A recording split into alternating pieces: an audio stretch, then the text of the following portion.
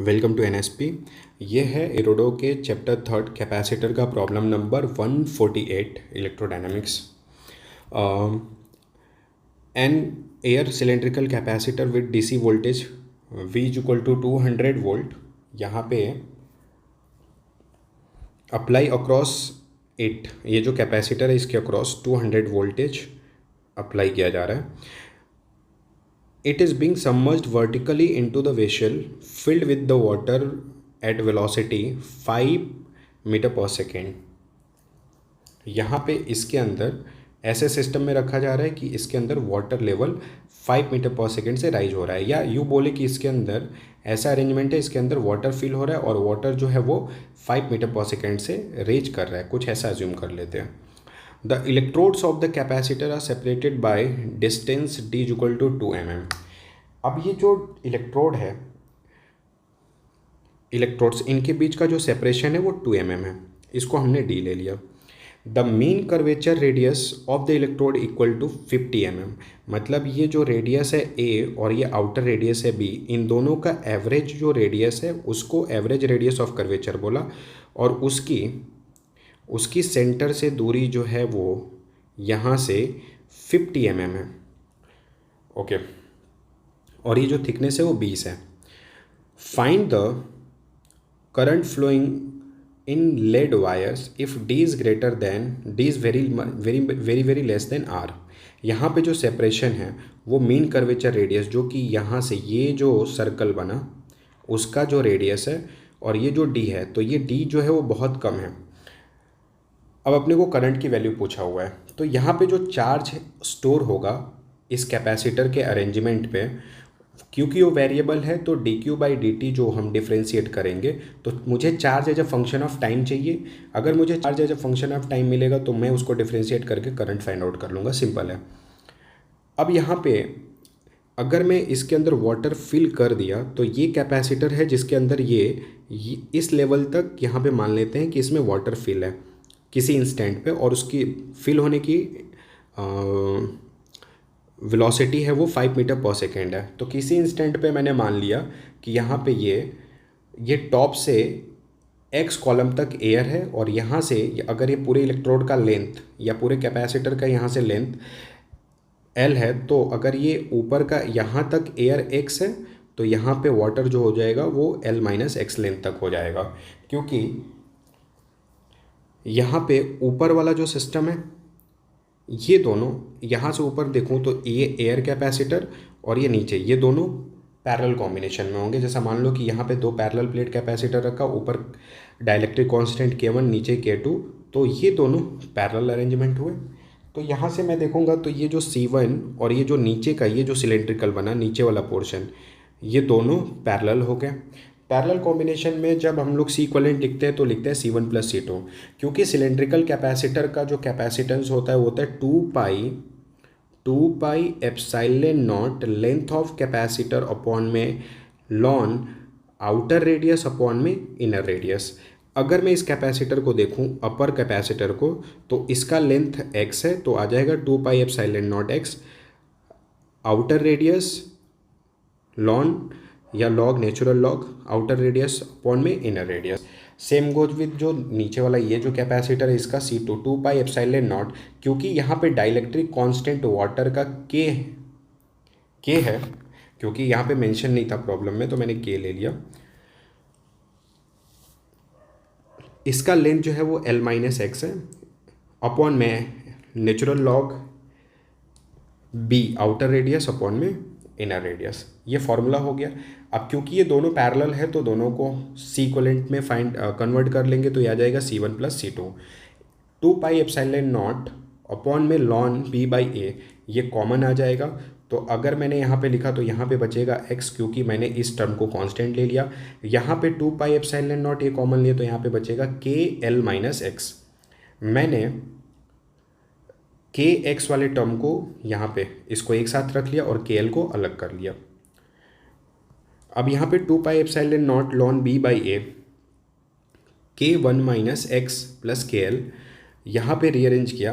अब मैं देखूँ तो मुझे b/a ना तो मुझे आउटर रेडियस पता है ना तो इनर रेडियस पता है, पर यहाँ पे मीन कर्वेचर रेडियस दिया हुआ है कि मीन कर्वेचर रेडियस आर है और ये जो थिकनेस है वो डी है, तो मैं ऐसा बोल सकता हूँ कि ये यूनिफॉर्मली डिस्ट्रीब्यूट होगा। तो d/2 इधर ले लेंगे और d/2 इधर ले लेंगे। मीन कर्वेचर रेडियस से d/2 इस साइड और d/2 इस साइड। तो अगर ये मेरा मीन कर्वेचर रेडियस है उससे मैं अगर d/2 माइनस करूँगा तो मुझे a मिल जाएगा, और उसमें यहाँ से यहाँ तक अगर ये r है, r में अगर मैं d/2 ऐड करूँगा तो मुझे b मिल जाएगा, और r में से मैंने ये डिस्टेंस माइनस कर दिया तो मुझे यहाँ से यहाँ तक a मिल जाएगा। तो मैं a इक्वल टू लिख लूँगा r माइनस d/2 और मैं b इक्वल टू लिख लूँगा r प्लस d/2।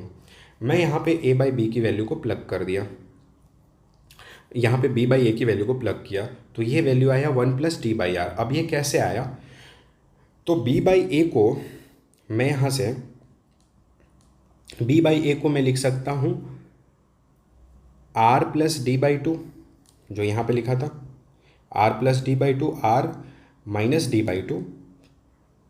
तो यहाँ पे मैंने लिखा, ऊपर से मैंने r कॉमन लिया तो 1 प्लस d/2r और ये बनेगा 1 माइनस d/2r। यहाँ पे r कॉमन लेके कट कर देंगे तो मुझे पता है कि b/a को मैं अब कैसे लिख सकता हूँ, तो ये बन जाएगा 1 प्लस d/2r के पावर +1, और ये जब ऊपर जाएगा तो इसका पावर हो जाएगा -1। बाइनोमियल एक्सपेंशन से अपने को पता है कि 1 प्लस एक्स के पावर n होता है, तो यहाँ पे n जो होता है वो मल्टीप्लाई हो जाता है अगर x की वैल्यू 1 से बहुत ज़्यादा कम हो। क्योंकि मेरा r जो है, r के कंपेयर में जो d की वैल्यू है वो बहुत छोटी है जो कि मेंशन है, तो मैं यहाँ पे बाइनोमियल एक्सपेंशन का केस लगा लूँगा। तो ये माइनस यहाँ पे -1 मल्टीप्लाई होगा तो ये भी प्लस बन जाएगा, तो b/a की वैल्यू बन जाएगी 1 प्लस d/2r, और ये आके यहाँ पे मल्टीप्लाई हुआ तो ये भी बन गया 1 प्लस d/2r। ये a प्लस b का होल स्क्वायर बन जाएगा और मैंने यहाँ पे इसको कन्वर्ट कर लिया।